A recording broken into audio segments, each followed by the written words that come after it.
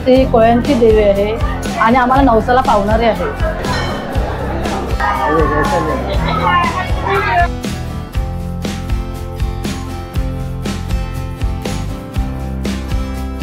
नमस्कार मित्रांनो, आपल्या यूट्यूब चॅनल तुमचं स्वागत आहे। आणि आज आहे गुढीपाडवा। तुम्हाला गुढीपाडवा आणि मराठी नववर्षाच्या हार्दिक शुभेच्छा। आणि आज आपण आलेलो आहोत पालघर जिल्हा चिंचणी बीच जवळ आलेलो आहोत आणि इकडे गावदेवी मातेचं मंदिर आहे बीचच्याच बाजूला। गुढीपाडव्यापासून सलग 3 दिवस यात्रा आहे इकडे आणि आपण तिकडे आता यात्रेमध्ये जाणार आहोत। आणि तुम्हाला इकडे यायचे असेल तर डहाणूपासून 19 किलोमीटर, वाणगावपासून 8 किलोमीटर आणि बोईसरपासून 13 किलोमीटर अंतरावर आहे। तुम्हाला इकडे येण्यासाठी रिक्षा, मिनी डोर अवेलेबल असतात, इथपर्यंत तुम्हाला सोडतात। आणि आता आपण आतमध्ये जाऊया। व्हिडिओ शेवटपर्यंत बघा आणि जास्तीत जास्त शेअर करा।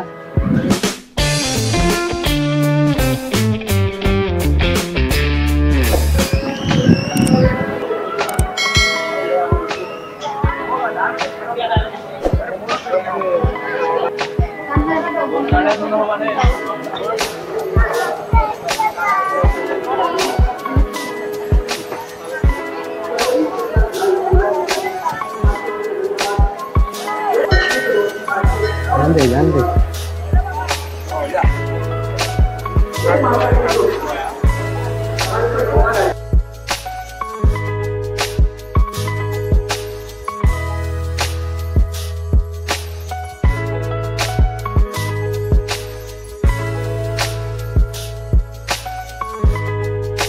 त्या गेट जवळ आहोत आणि आता आपण मंदिरात जाऊया, दर्शन करूया।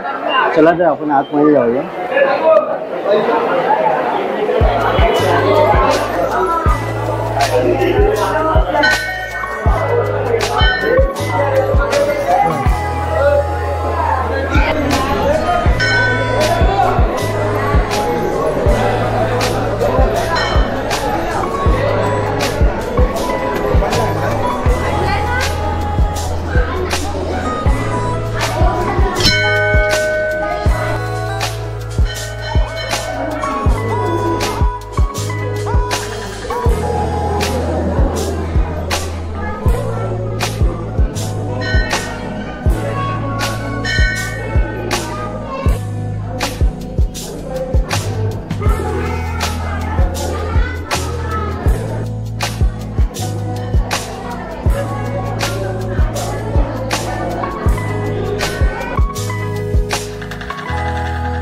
मित्रांनो, आता आपण चिंचणी या गावामध्ये आलेलो आहोत आणि आज यात्रा आहे इकडे।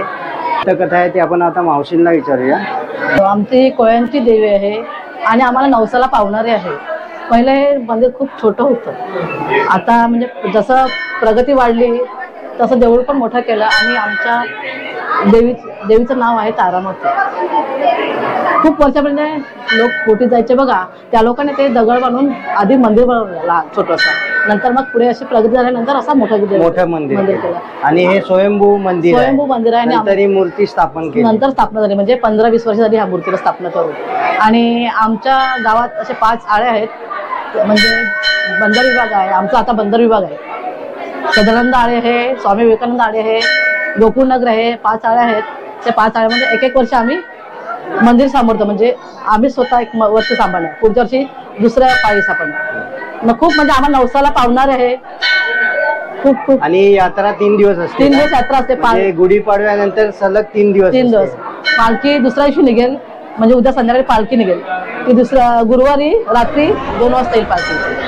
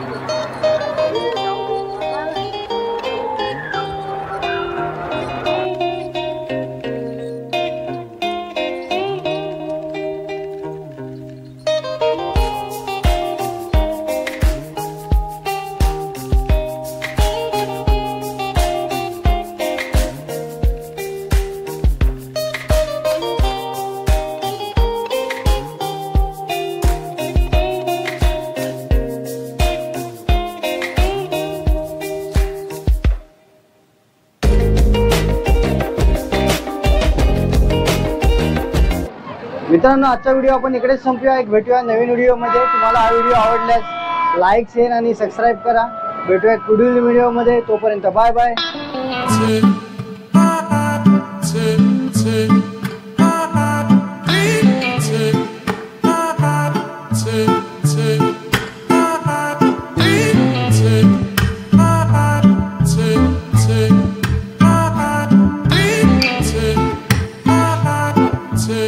Take